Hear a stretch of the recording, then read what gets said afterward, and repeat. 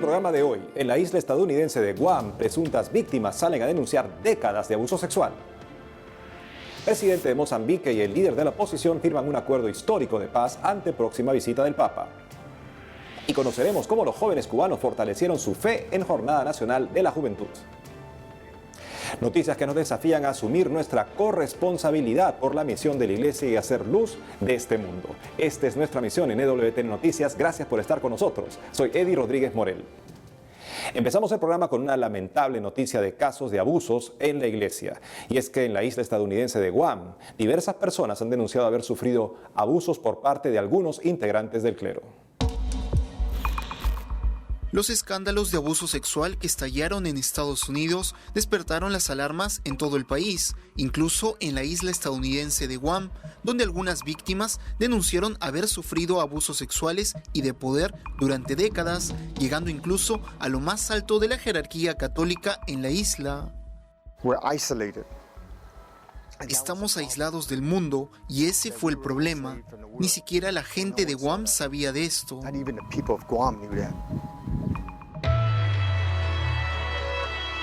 Y es que diversas víctimas, entre monaguillos, estudiantes y boy scouts, han denunciado a la iglesia en Guam debido a presuntas agresiones sexuales cometidas por alrededor de 35 miembros del clero.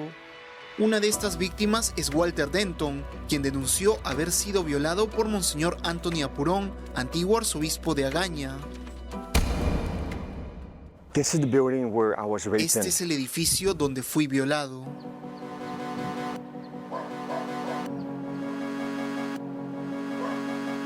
En 1977, Denton era un monaguillo de 13 años cuando el entonces sacerdote Anthony Apurón lo invitó a pasar la noche en la rectoría. Según cuenta Denton, se despertó en la cama del sacerdote, quien había abusado de él. Pero esa noche el padre me dijo, si le dices algo a alguien, nadie te creerá. El ex arzobispo, ahora de 73 años, negó las acusaciones, sin embargo fue encontrado culpable por la Santa Sede en abril de este año de delitos sexuales contra menores. Hasta el día de hoy, ningún miembro del clero católico en Guam ha sido procesado judicialmente en el ámbito civil por un delito sexual, incluyendo al ex arzobispo Apurón.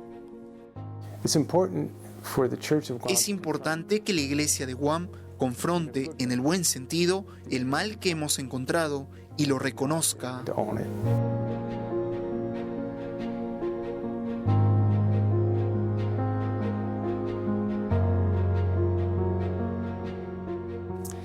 Un caso de abuso de esa década de mayor confusión en la que muchos en la iglesia cuestionaban que hubiera una moral con normas absolutas, que negaban que hubieran actos intrínsecamente malos, todo dependía de la situación.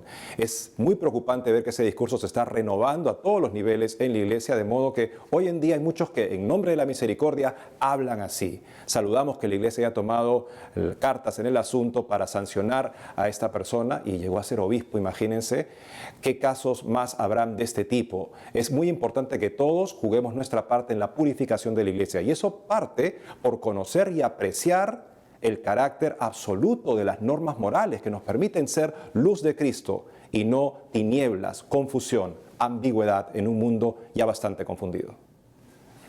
Ahora cambiamos el tono de la información y les contamos que hace poco el presidente de Mozambique y el líder de la oposición firmaron un acuerdo histórico de paz a pocas semanas de la visita del Papa. Veamos.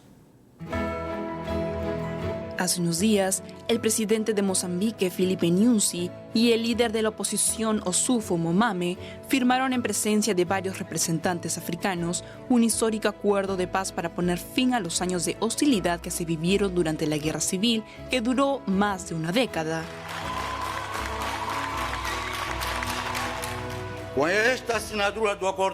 Con la firma de este acuerdo sobre el cese de las hostilidades militares, queremos garantizar a nuestro pueblo y al mundo que hemos enterrado la lógica de la violencia como una forma de resolver las diferencias. Según se dio a conocer, el pacto que compromete a las dos partes a celebrar elecciones generales pacíficas el 15 de octubre se ha suscrito a menos de un mes de la visita del Papa Francisco al país, que se realizará el 5 de septiembre y lleva por lema Esperanza, Paz y Reconciliación. En este sentido, al terminar de firmar el acuerdo, el gobernador mozambiqueño y el presidente de la Resistencia Nacional de Mozambique se dieron la mano y se abrazaron en el Parque Nacional Gorongosa, cerca de la sede de Renamo, donde la nación ha mantenido una base armada por más de 40 años. Sabemos que el conflicto armado causó la muerte de muchos de nuestros hermanos y la destrucción de los bienes públicos y privados. Como mozambiqueños, guardamos amargos recuerdos de ese oscuro periodo de nuestra historia como una lección para evitar su repetición.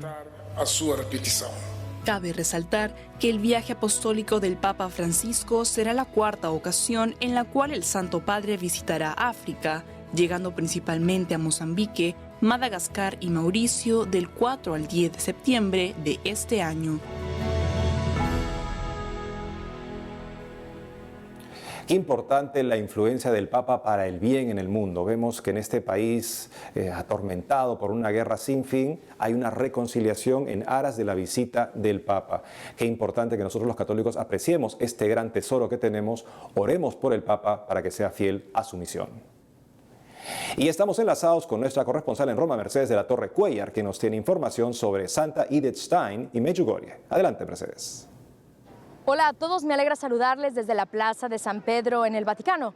Mientras que estamos en pleno verano romano, el Papa Francisco, como ya informamos anteriormente, retomó sus audiencias generales de los miércoles.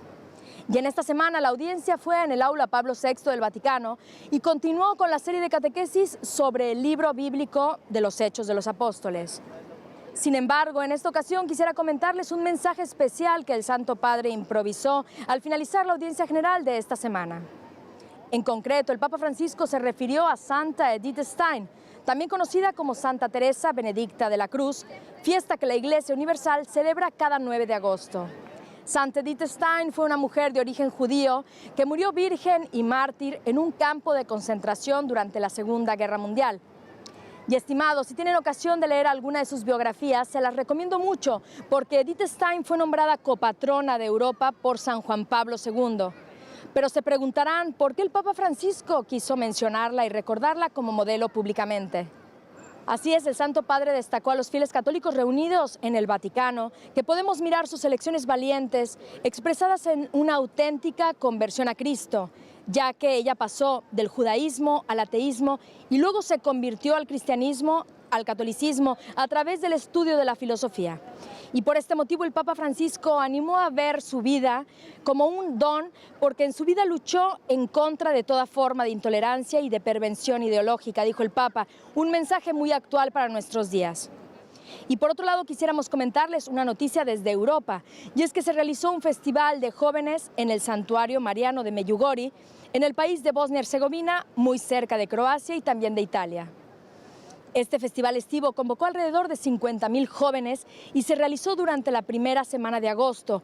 Fue clausurado por Monseñor Rino Fisichella, presidente del Pontificio Consejo para la Nueva Evangelización, y fue inaugurado por el vicario del Papa Francisco para la diócesis de Roma, el cardenal Angelo de Donatis, quien visitó este santuario junto a una pequeña delegación de la diócesis de Roma.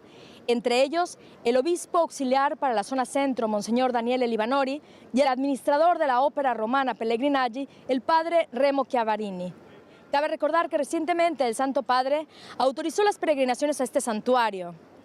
Pero esto no significa que el Vaticano se haya pronunciado sobre las presuntas apariciones marianas que comenzaron hace décadas y que, según los videntes, continúan a recibir mensajes de la Virgen.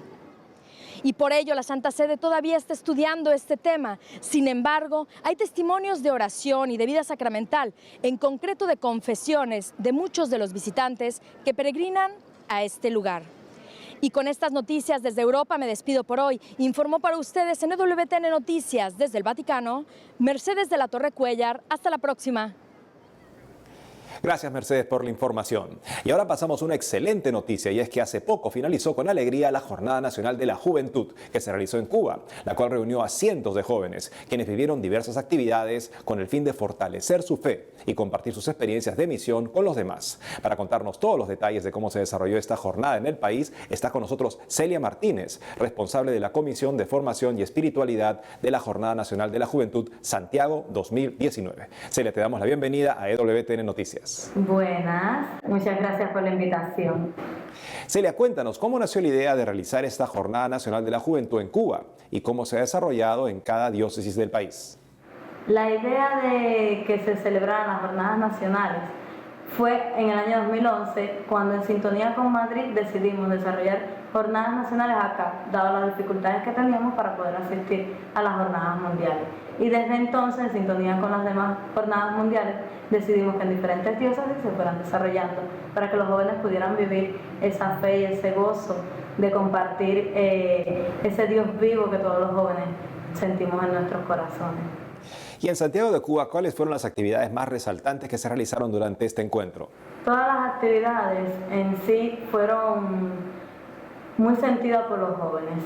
Desde la inauguración, la Cristoferia, que a los jóvenes les encantó porque fue una manera diferente de vivir la fe, muy divertida y desde una perspectiva muy joven. Pero hubo un momento o dos.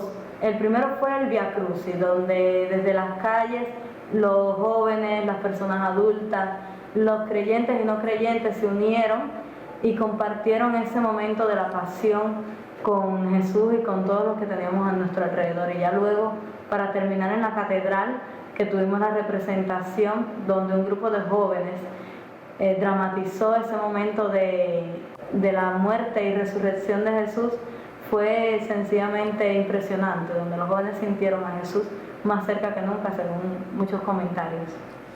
Finalmente, Celia, ¿cuáles son los frutos que crees se han obtenido con esta Jornada de la Juventud?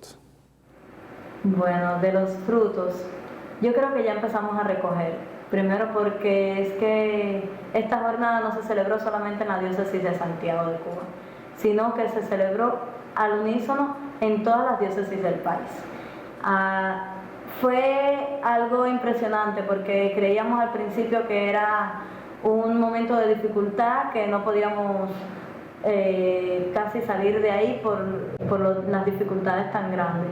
Pero Dios se valió de ello y hizo algo mucho mayor. Y fue que la Jornada Nacional en Cuba fuera verdaderamente nacional. Todos los jóvenes llevaron a sus diócesis, a sus pueblos, a sus comunidades, el mensaje de Dios, la palabra junto de la mano de María. Celia Martínez, muchas gracias por haber estado con nosotros en EWTN Noticias. Bueno, muchas gracias por invitarnos en representación de los jóvenes cubanos. Y sí quisiera decir que oren por nosotros, oren por nuestro compromiso, por los chicos de Cuba, que tienen muchas ganas de tener a Dios en su corazón. Gracias, Celia. Qué hermoso poder compartir esta alegría de la iglesia joven en Cuba. Una iglesia que desborda de alegría.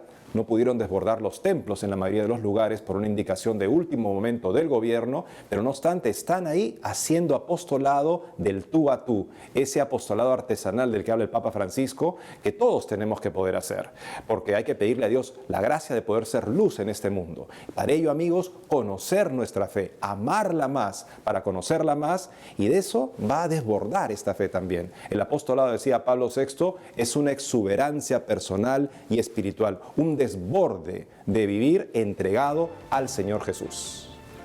Amigos, tenemos que hacer un alto en el programa, pero al volver, obispos de Colombia publican mensaje por el bicentenario de la independencia del país. Y tendremos un análisis de algunos aspectos de la preparación del Sínodo de la Amazonía. Ya regresamos con más noticias de la Iglesia en el mundo.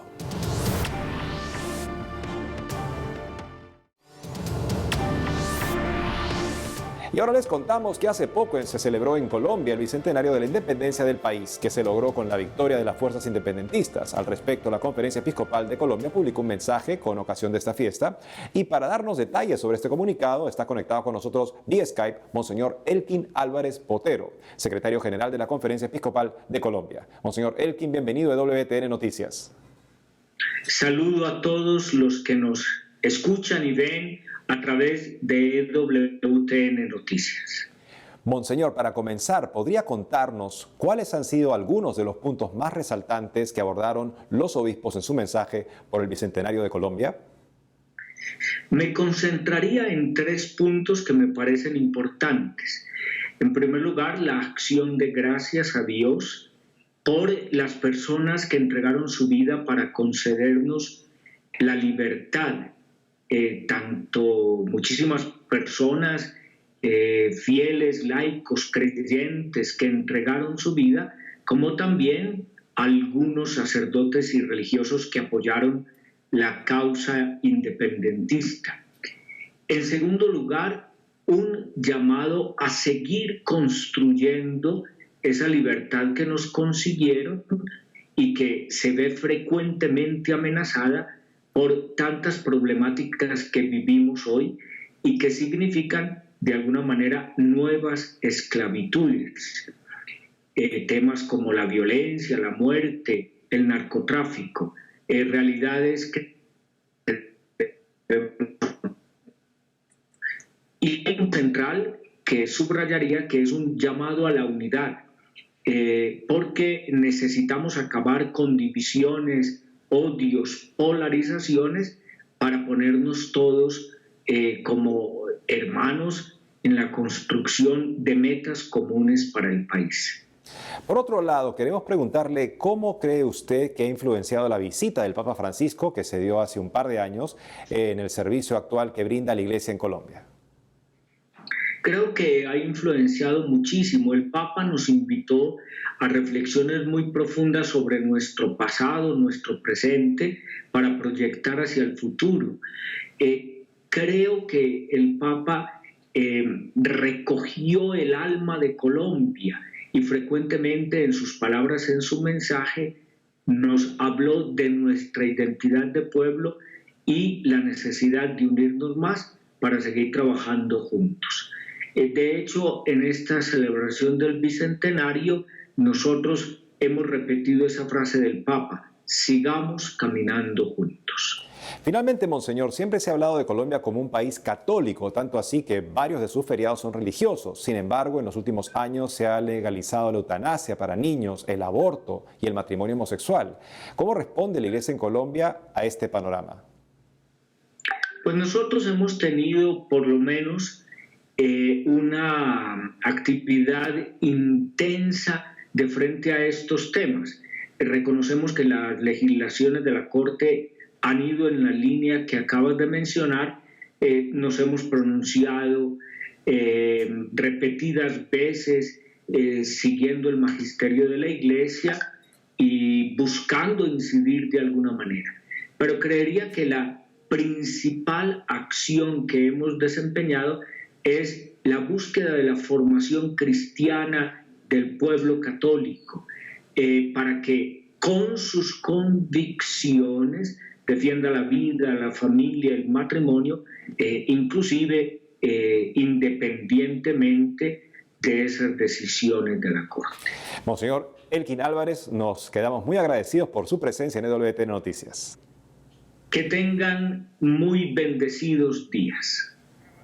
Gracias, Monseñor. En otras informaciones, esta semana en Buenos Aires, Argentina, miles de fieles acudieron al santuario de San Cayetano por la fiesta del santo patrono del pan y el trabajo. Veamos.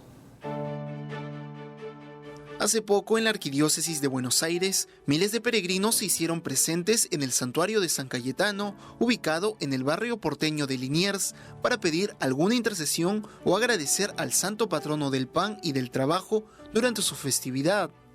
Esta fiesta de fe llevó por lema este año: querido San Cayetano, como pueblo y familia, ayúdanos a ver a Cristo vivo en cada hermano.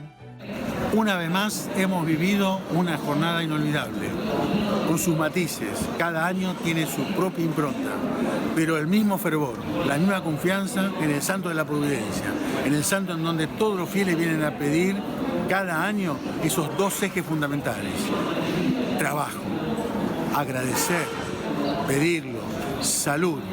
Lo que uno ve no lo puedo transmitir, pero es una caricia al alma. Y siempre me queda, que hace muchos años que sirvo, que el que menos tiene es el que más da. La misa central de esta celebración fue presidida por el cardenal Mario Aurelio Poli, arzobispo de Buenos Aires y primado de la República Argentina, quien destacó el sentido religioso de esta fiesta y pidió al santo por la unidad de las familias y de todos los argentinos. Asimismo, alentó a los fieles a encontrarse con Dios en la oración, que según dijo, es una experiencia preciosa que permite hablar con el Señor como a un amigo. Al finalizar la Eucaristía, el prelado recorrió la abundante fila de peregrinos e impartió la bendición final. La fe está muy arraigada en nuestros pueblos y esto se expresa en la piedad popular. Decía San Juan Pablo II que los pastores deben aprovechar la piedad popular como una ocasión para llevar a las personas a las fuentes de la fe cristiana, porque todos tenemos que renovar nuestra fe. No por tener prácticas de piedad arraigadas nuestra fe ya está completa, no se puede pedir más. Tenemos que pedir siempre más conocimiento de la fe y por eso aprovechar esta piedad, decía el Papa, para catequizar a las personas, para que conozcan y practiquen mejor su fe católica más allá de la piedad popular y también para llevarlos a las fuentes de los sacramentos, del sacramento de la reconciliación y de la Eucaristía en estado de gracia. Un excelente llamado del Papa Juan Pablo II para todos los obispos y también para todos los católicos que queremos hacer un trabajo fecundo de evangelización con nuestros contemporáneos. En otros ámbitos, como todas las semanas, nos enlazamos con nuestro director de noticias Alejandro Bermúdez, quien nos hablará sobre el Sínodo Panamazónico y un particular enfoque que plantean los redactores del documento. ¿Qué tal, hermanos de EWTN Noticias? No quiero sonar como un disco rayado, porque sé que he abordado el tema del Sínodo Panamazónico y de los riesgos doctrinales en el documento de trabajo, pero lamentablemente las cosas siguen viéndose cada vez más preocupantes.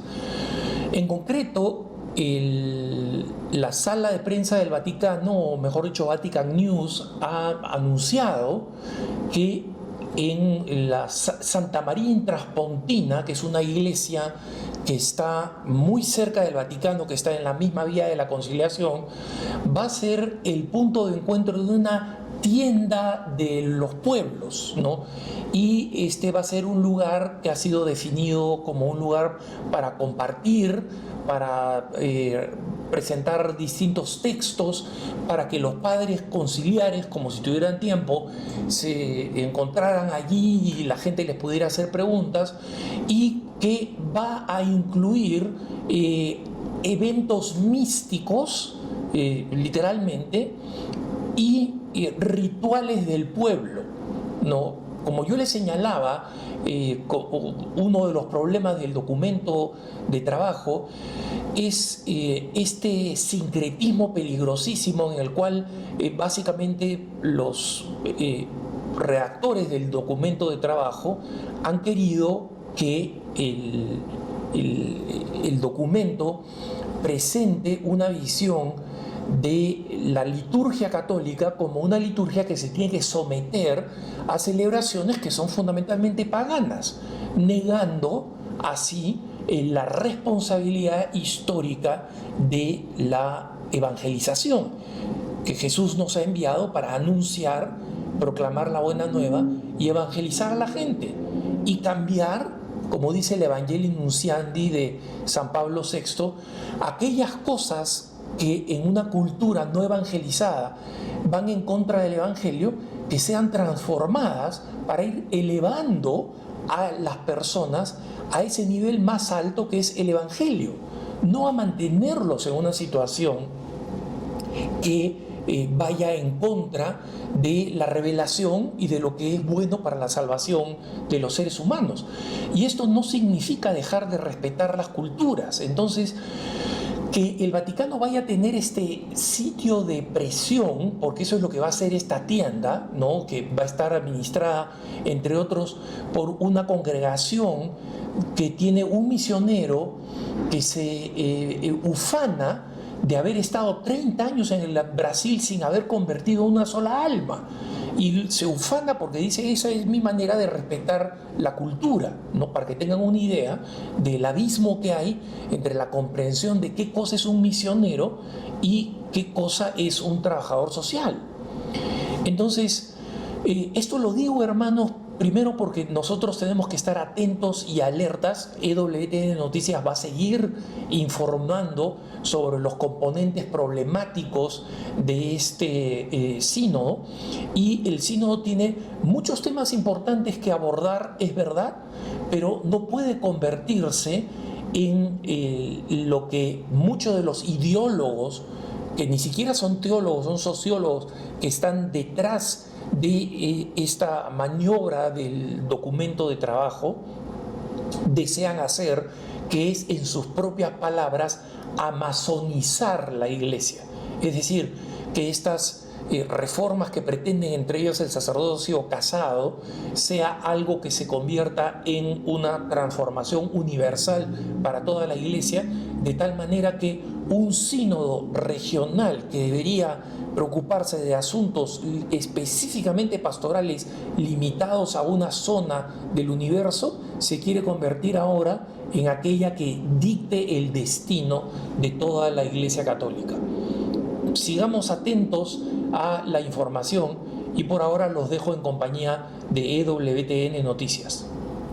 Gracias, Alejandro. Liturgias mítico-mágicas católicas y misioneros que se jactan de no haber convertido a nadie en 30 años, como si fuera una medalla de honor, porque no están ahí para imponer nada. Si este sínodo sobre la Amazonía se realizara en algún lugar, en fin, no sé, marginal del mundo, lejano del mundo, uno diría, bueno, están confundidos ahí. Pero se va a realizar en Roma, y eso lo hace particularmente grave. Parece ser la ocasión de transmitir ese mensaje, un mensaje en el cual la inculturación está por encima del cuidado debido a la fe y a la liturgia de la Iglesia. Comentábamos recientemente sobre una parodia en una iglesia anglicana donde había un minigolf. Se había instalado un minigolf en la nave central de la iglesia para supuestamente acercar a las personas a Dios y en una labor educativa. Pues esto es mucho más grave, amigos. Oremos para que prevalezca la fe católica en este sínodo de la Amazonía, que hasta ahora verdaderamente nos deja bastante perplejos. Y hemos llegado al final del programa, amigos. Les queremos agradecer que hayan estado con nosotros el día de hoy. No dejen de seguirnos en las redes sociales y en EWTNnoticias.com. Hasta pronto.